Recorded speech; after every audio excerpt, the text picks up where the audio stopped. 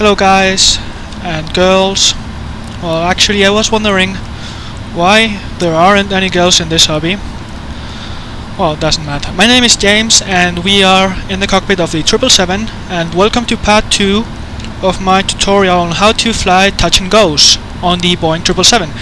So if you haven't watched the first video in which I explain how to set up and configure the cockpit, I would ask you to go ahead and watch that first, because I take some 40 minutes explaining what you should do and explaining why you should do it, or not why you should do it but how I do it. So a lot of what I do is based on my personal preference.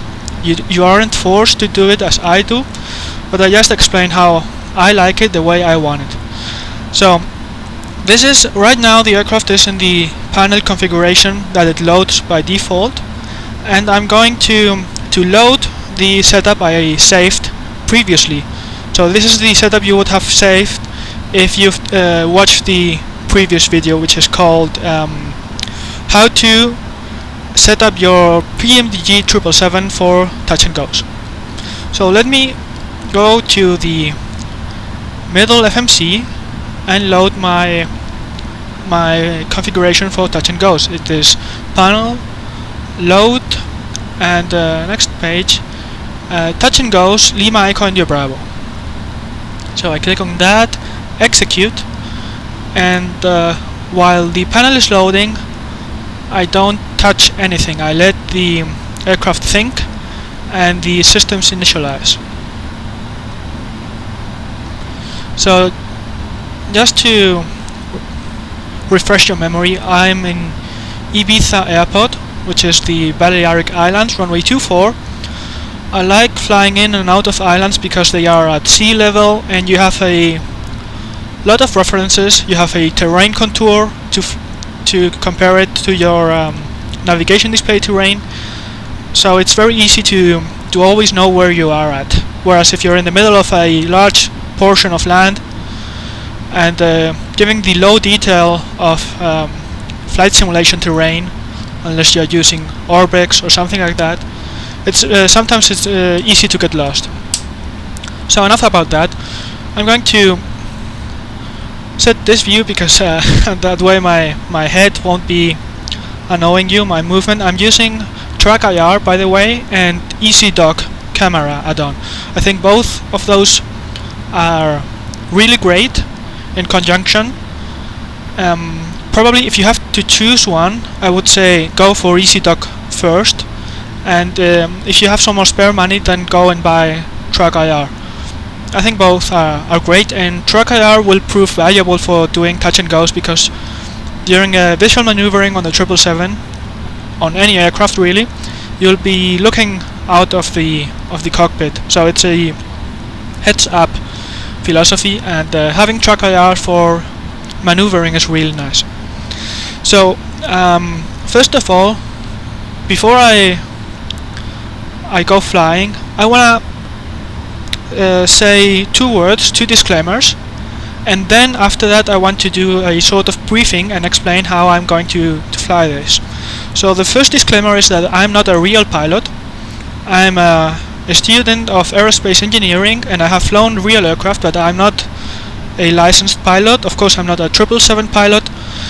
I'm just a guy who's been in flight simulation for many years, and I think I know something already. So I don't want to show off, but I think I know what I'm doing, or at least if you consider that what I'm saying is not right, or you're a 777 pilot, or you're someone who is very knowledgeable as well, I would like you to comment on the YouTube comment section, or send me a message or anything and tell me, hey James, I think that this point was not quite correct, or this was not wrong, or in real life we would never do this, or this is completely off the point.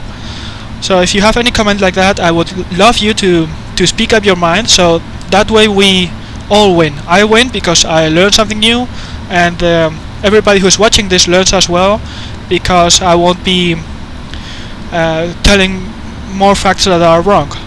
Okay, and having said that, I'm not a pilot, but sometimes people come to me and they say, hey, I've seen on a video or something like Pilot's Eye, or on a video on YouTube, I've seen a real pilot on a real aircraft doing XYZ something, so I think that's the only way to do it. That's the I saw one pilot doing it, and I think that's how you must do it.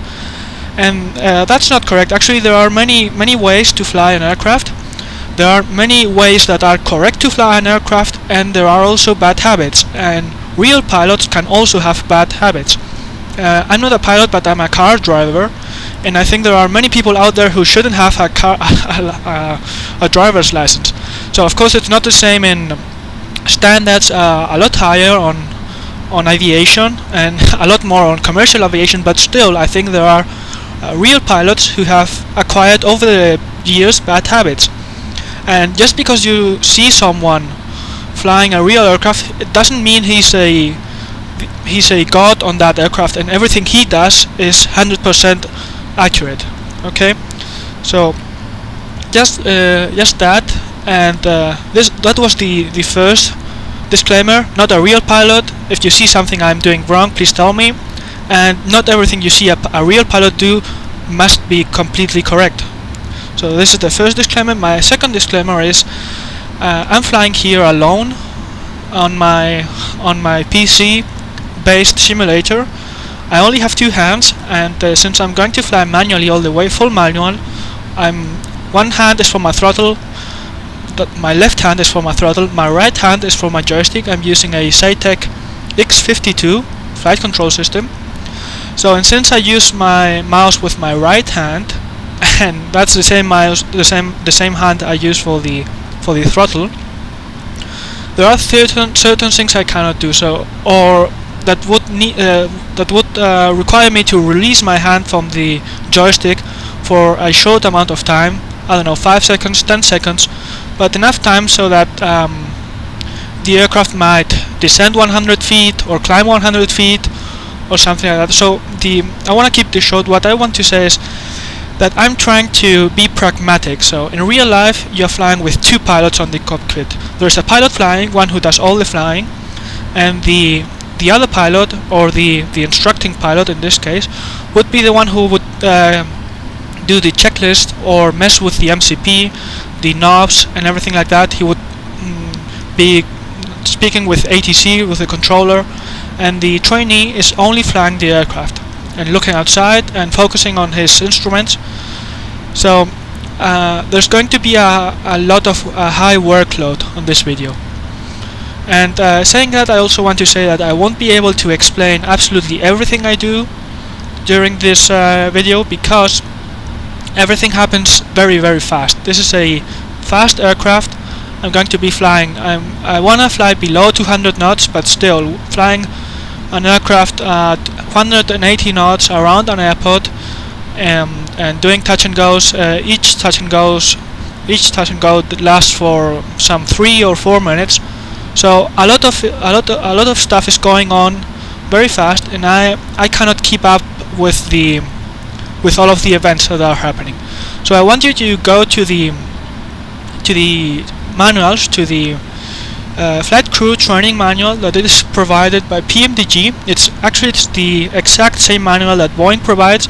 The only change they made is a watermark that says draft and do not use for flight simulation. But actually it's exactly the same manual that Boeing provides.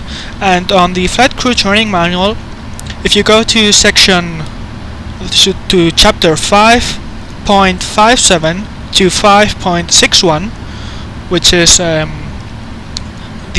whole chapter number 5 is approach chapter, and 5.7 onwards is about visual flying, how to fly a visual pattern on the 777, and 5.60 and 61 is about the touch and goes practice, touch and go training and touch and go landings.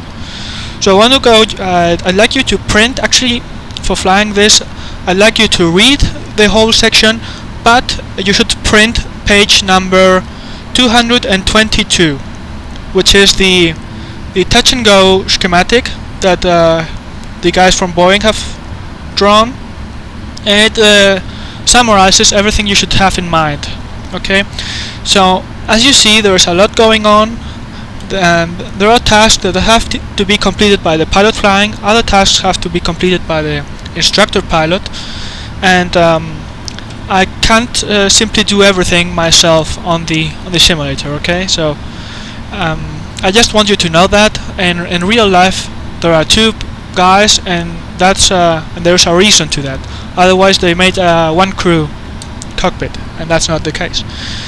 So if you go ahead and check your flight crew training manual, open it up, page 222. You see what we do is on a touch and go pattern. I'm starting from the runway. You see it says rotate VREF, climb at VREF plus 15 to 25. Then you turn to the left to a crosswind segment and choose flaps 5. Then turn left again to the downwind segment, and it says entering downwind flaps 5, the after takeoff checklist and the descent checklist. So I'm not going to do the after takeoff checklist and the descent checklist, just very fast mentally. Let me show you what those checklists are. The after takeoff checklist is landing gear up and flaps. In this case it's flaps 5, not flaps up, because we won't raise the flaps any higher than 5 during the whole flight. So this I will do mentally. I won't forget to turn the landing gear up. Also, it's interesting that this is not a critical. Raising the landing gear is not critical, because during touch and goes, they might even leave the landing gear down for cooling the brakes in case they did a full stop landing in the previous flight. So these are not non-critical items. And the descent checklist is only recall.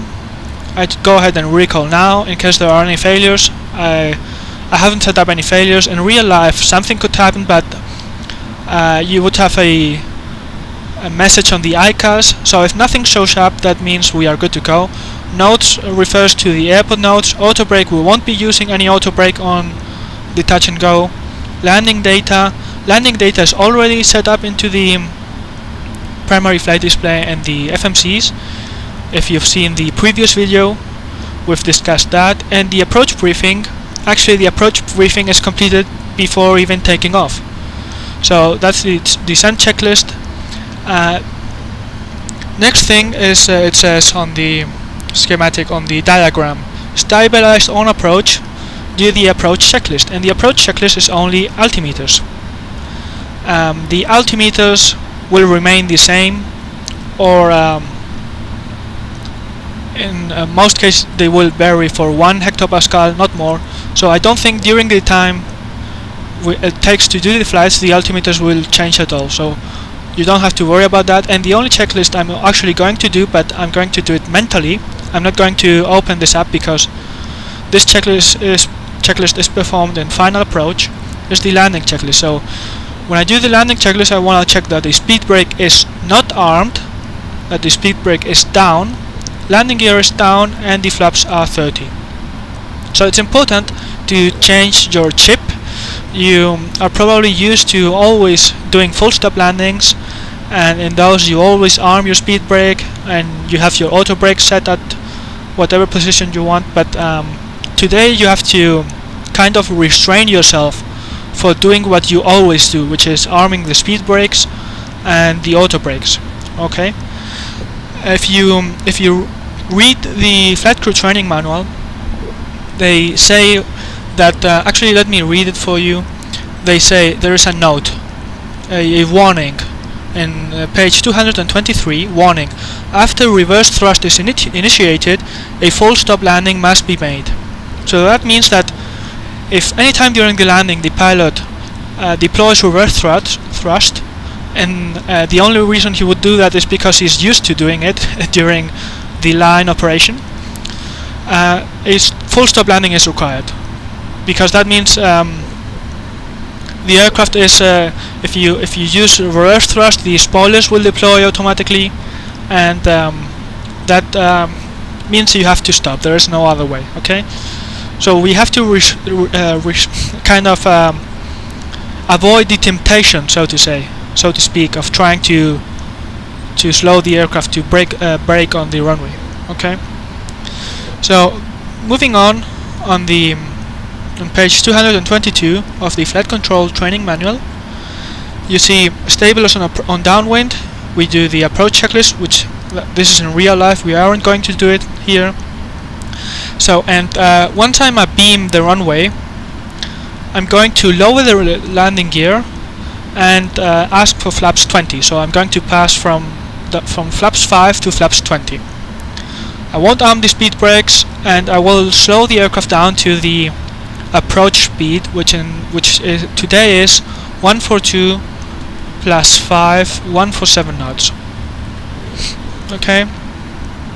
I will keep 1500 feet, and then I will turn to base, and I will check the landing flaps. I will do the landing checklist, which is flaps down, gear down, speed brake not armed, and then I'm going to go ahead, turn back onto final approach, and touchdown. So it's important to be stabilized before descending through 500 feet. So I want to be stable on the approach. And what does being stable mean? Being stable means there is if you go to the manual, again I'm going to be referring to the manual a lot because you ought to read it, but if you go to the manual, and there is a page that lists all items that should be complied with during a stable approach, and that is basically, that's what it means. The approach is stable. That means the aircraft is you're flying a normal attitude. You don't need to corrections you need to make are very small. You don't need to bank more than 10 degrees. You are not descending more faster than 1000 feet per minute. Your engines are not at idle speed. You are flying. You are configured for landing, so the gear is down, flaps are set. That's basically what it means, that you're stabilized on the approach. Okay. So being a bit high, people think that if you are 1 dot high on looking at the PAPI, the PAPI, the precision approach path indicator, the lights on the visual aid on the runway, if you have 3 white lights and 1 red light, that doesn't mean you're unstable and you have to go around.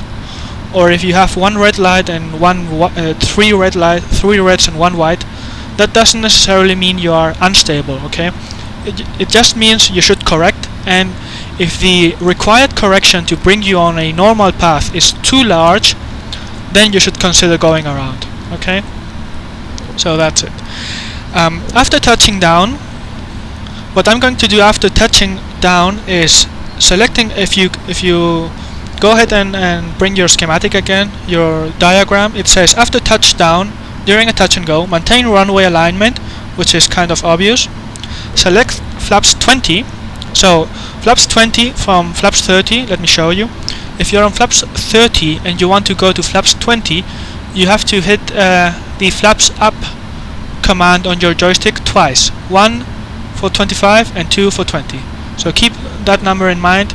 So you touch down and push your flaps up button 2 times, and that's good for flaps 20. Okay. The other thing is reset the stabilizer trim.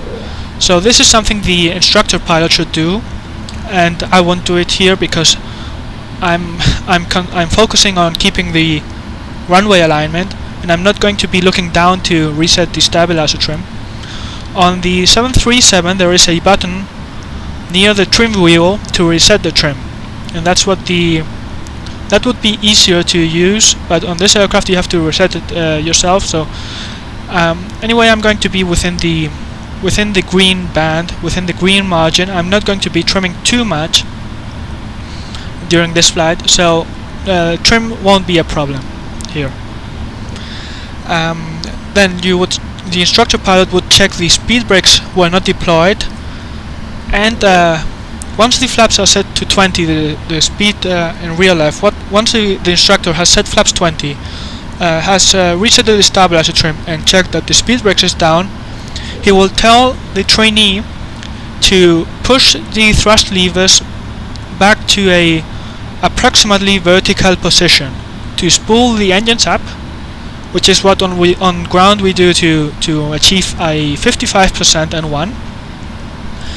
And I've seen a real video of touch and goes in which the instructor uses the command stand them up.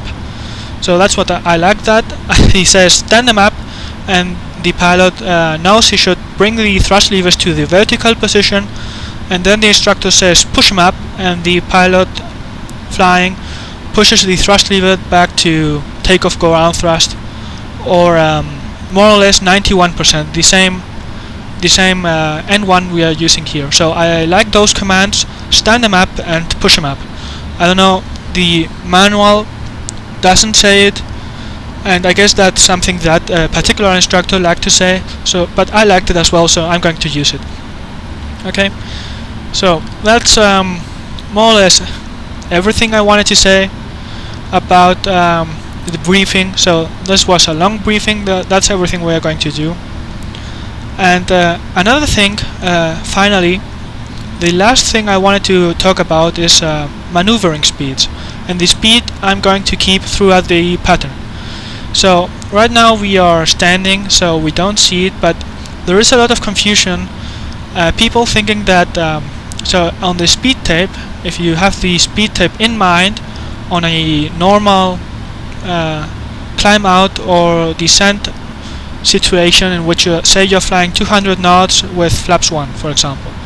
So if you imagine, if you have that picture in your head, you would see you have a red, which is the barber pole, the maximum speed, a red section on the speed tape. Okay, then you would have the several markers, green markers, which would say 1 up, 1, 5, 15. Those are the flap maneuvering speeds. Then you'd have a number section, and then again a red section below that.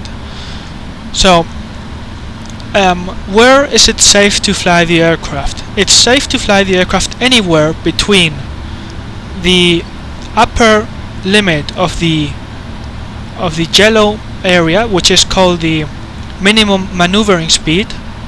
It's safe to fly between that and your maximum speed, which is just below the barber pole, the red indication on the speed tape. So anywhere within that margin, it's actually safe to fly. It's not only safe to fly, but you have a maneuvering margin of 1.3 Gs, and 1.3 Gs at the minimum maneuvering speed means you can bank the aircraft for 40 degrees. You can fly leveled, so at a level altitude, and bank 40 degrees, and you won't stall the aircraft. That's safe. Okay, and the red section of the speed tape would be once you're into the red, that's the stick shaker activation area. So if you enter into that, you will activate the stick shaker, which still doesn't mean you are stalling. The stick shaker has again another margin. There is a margin from stick shaker activation to actual stalling of the aircraft. So as you see, there is a lot of protection, a lot of safety margins, and you can fly anywhere between maximum maneuvering speed and minimum maneuvering speed, and that window is pretty wide. So the actual maneuvering speed, so say we are flying at flaps 5, and if you keep your speed right on the 5 green indication on the speed tape, then you're flying at the optimal maneuvering speed, and or flaps 5 maneuvering speed, and that speed gives you the best protection in both directions, the best safety margin on as of overspeed or underspeed. So that's what our maneuvering speed is supposed to be. It's the speed that gives you the best protection. Okay, it doesn't mean that if you fly below that speed you're going to stall the aircraft. That's not right. It just means you're being protected from overspeed and from underspeed. Okay, so that's what I wanted to explain, and now I'm going to go ahead and fly the aircraft, do the touch and go. Another thing, the last thing I want to do is explain how I'm going to use the 3 nautical mile circle around the airport, which I explained how to use these, how to set up this circle on the previous video, on the tutorial on how to set the cockpit up. Basically what I want to do is fly tangent lines to this circle, okay? So I'm going to take off, level off at 1500 feet, and then turn left 90 degrees to heading 152. More or less I'm going to be flying tangent to the circle, okay? So more or less this is going to be my path. Then I'm going to turn left again to heading 062, which is here, and I'm going to fly the downwind more or less here, which is 3 nautical miles parallel from the runway, which is 3 nautical miles. So if you check the diagram on the manual, they say 2 nautical miles. Well, 2 nautical miles is okay, 3 nautical miles, that's not too bad. You want to be more or less between 2 and 3, so I'm going to try more or less to be tangent to this line. And then if you notice, I'm going to fly at 1500 feet, and I want to intercept the descent path more or less. You have to be 4 miles from the runway, so I'm going to start my descent a little bit earlier than so I'm going to start descending during the turn to final, or even a little bit earlier if I find myself too high. So that's what I'm going to do. And during the actual flying, I'm not going to be talking too much, okay? So if you have any questions, ask them on the comment section, or message me or anything. But excuse me if I'm not talking too much during the actual flying, because I'm going to be actually very busy. So I want to more or less explain what I'm doing, but don't expect me to explain everything I do and everything that's going on, because there is no physical time to do that. Okay, so I'm going to shut up now and stop talking. This is the moment you've all been waiting about. And so the parking brake is set. I'm going to set my view using track IR. You see on this view I have a clear view, and I can look outside of the aircraft. There are some clouds, but it's still visual conditions. Can look left and right. So I'm going to release my brakes now. Parking brake is released. Apply 55% N1. 55% N1. Stabilized. Takeoff thrust. Apply a light forward pressure on the yoke, and do small corrections with the rudder to keep runway alignment. That's 80 knots. Cross check.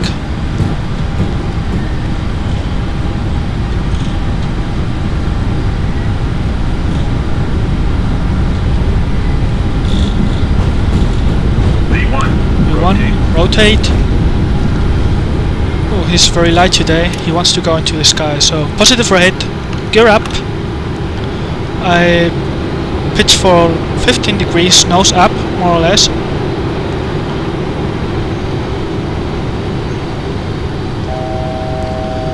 And as you see, I'm right on the flap 5 maneuvering speed.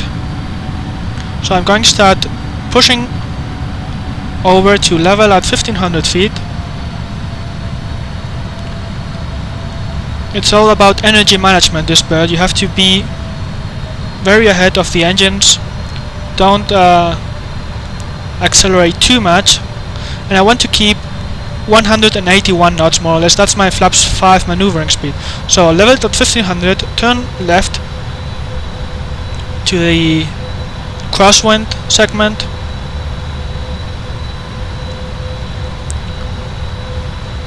Keep a coordinated turn with my rudder.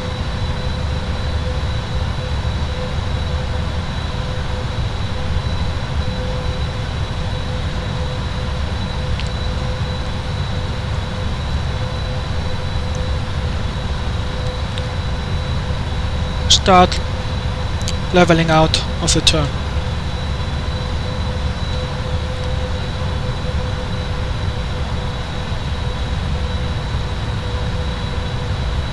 That's the island of Laka. Okay, I'm now 1500 feet, 190 knots, and I'm going to turn into downwind.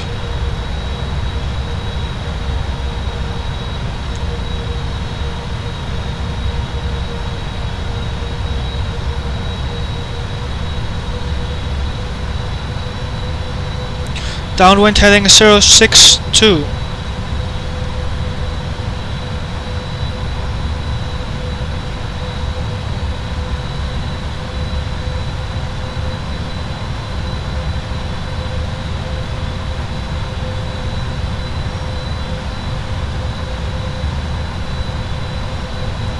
There, let me look right there. You see the runway? There it is, right there. We are very close to the airport. So the landing gear is up, auto brake is off, speed brake is down. Approach speed is 142, 147, set on the MCP. There's the runway. Want to keep an eye on the runway. Also see it on the navigation display. Let's turn left a bit. You see we have a tailwind of 240 at 11 knots. That's nice. It's completely aligned with the runway. So right now I'm abeam the threshold from a 2.4. So I'm going to lower the gear down, and ask flaps 20. Flaps 20.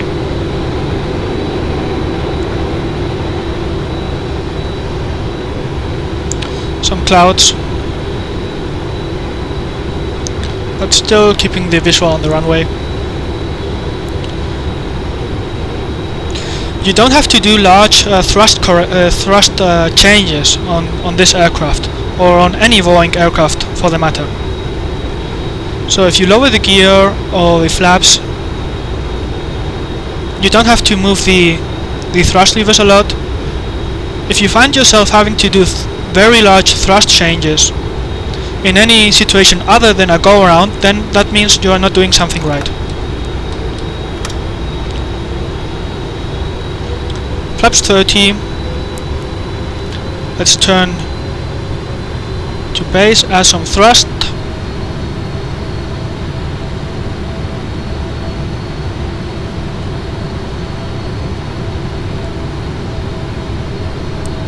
And turning, I'm looking for heading 332. We level out now. So the landing checklist is flaps 30 and landing gear is down. Auto brake is off and speed brake is down. So let's have a look on the runway. There it is. I'm going to start descending a bit because we are a bit high. We're going to lose a lot of altitude during the turn to final. So don't worry about being high right here.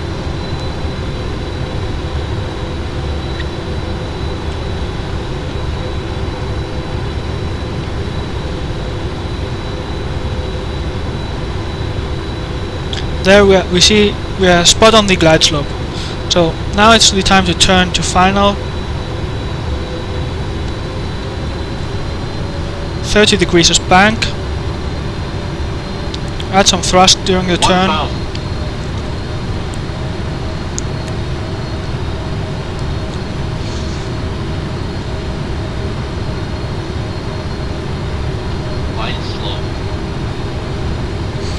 And there we are, nicely aligned with the runway.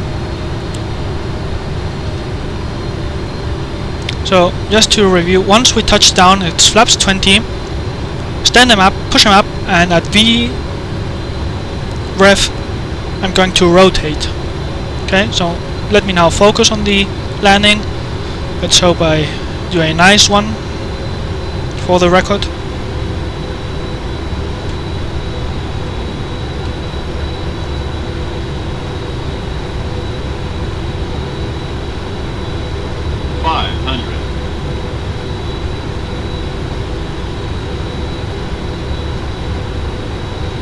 Approaching minimums.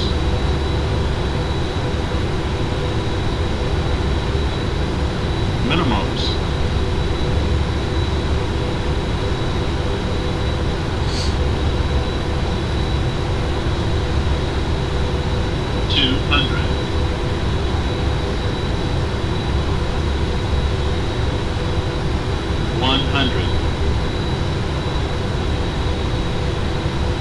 50, 40, retarding 30, thrust levers, 20, 10, flare, flaps 20, stand them up, push them up,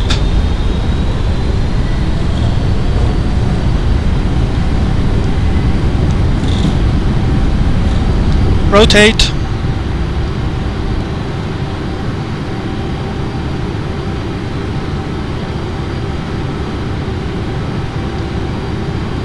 so that was a bit of a hard landing,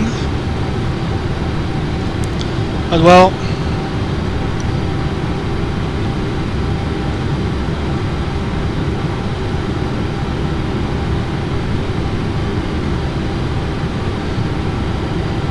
so now I'm leveling and going for flaps 5, 15, gear up, flaps 5, and turn left. So that was my touch and go. I've done better than that, but that wasn't too bad. I think you get the idea, okay? So this is going to be a full stop landing now. You could practice this as many times as you want. During the downwind phase you should recheck your approach speed because you are losing weight. All the time you spend on the air you are burning fuel and losing weight, so you'd have to recheck your approach speed, but the differences are very, actually maybe you will be flying 1 knot or 2 slower, so if you don't change at all it's not too bad. If you're flying touch and goes for 6 hours, which is good for you, then you'd have to change it, but well. Okay, downwind now. A little bit too fast, but I'm still within the maneuvering window.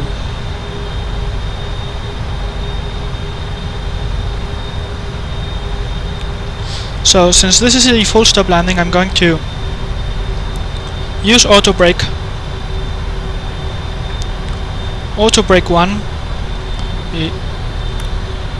auto brake 1, and arm the speed brake. Okay, let's look, keep an eye on the runway. There's the runway.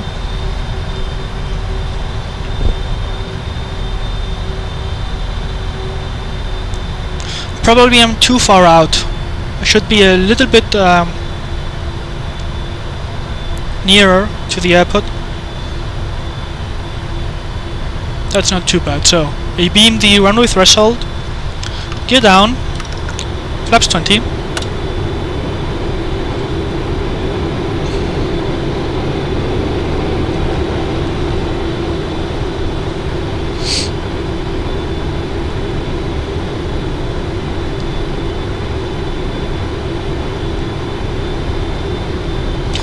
flaps 30,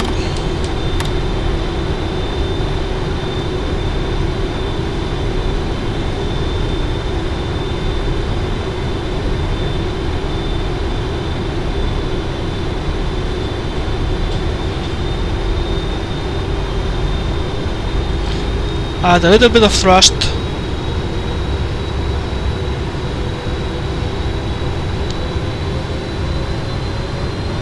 now turn to base. Doing 30-degree turns on landing configuration is something you normally don't do on the line, and it's something every pilot should do to familiarize himself with the aircraft. So you know what the aircraft is about to do and how far away you are from the stick shaker activation margin.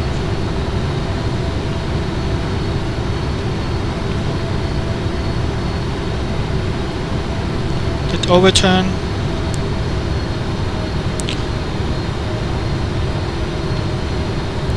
So as you see, we are a little bit high again. There's the runway. I'm going to start descending now. But during the turn I'm going to lose a lot of altitude. So being high right now doesn't bother me.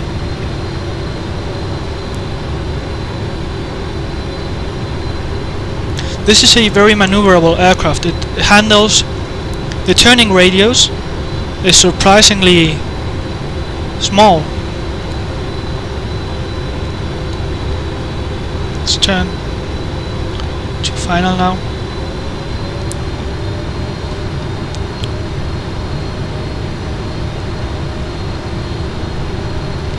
You can help yourself in the turn using the prediction on the navigation display. The turn prediction.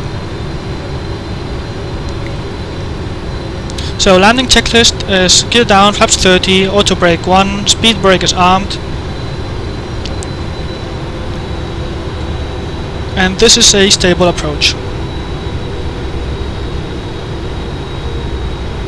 Bit of rudder to point the nose onto the runway. Slight, very slight crosswind. It's practically a headwind.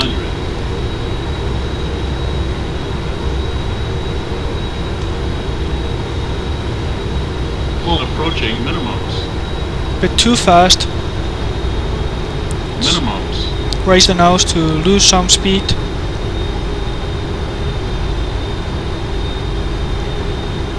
See if I do a smoother touchdown than before. Bit too low now. 100. Small corrections.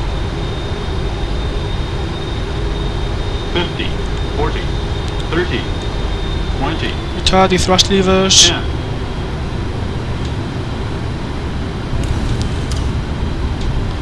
Reverse thrust.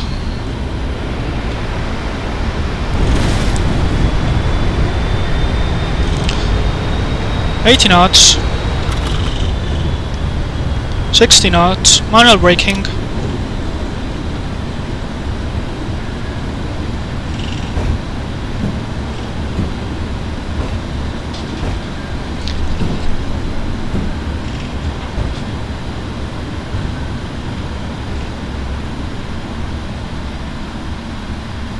So, that was it. I hope you enjoyed it. Parking brakes. To brake off. That was my touch and go training. So now go ahead and you go practice. If you liked this video, I'm very happy. If you didn't, I'm sorry. If you didn't like it, why don't you speak up your mind and tell me why you didn't like it, so I can improve and do a better video next time. That's my philosophy. If you don't like it, say so. If you like it, say so as well, because that gives me a motivation to continue doing it. So, thank you very much for watching this far. If you've been here until the end, congratulations. I know it's been hard, but maybe, hopefully you've learned something.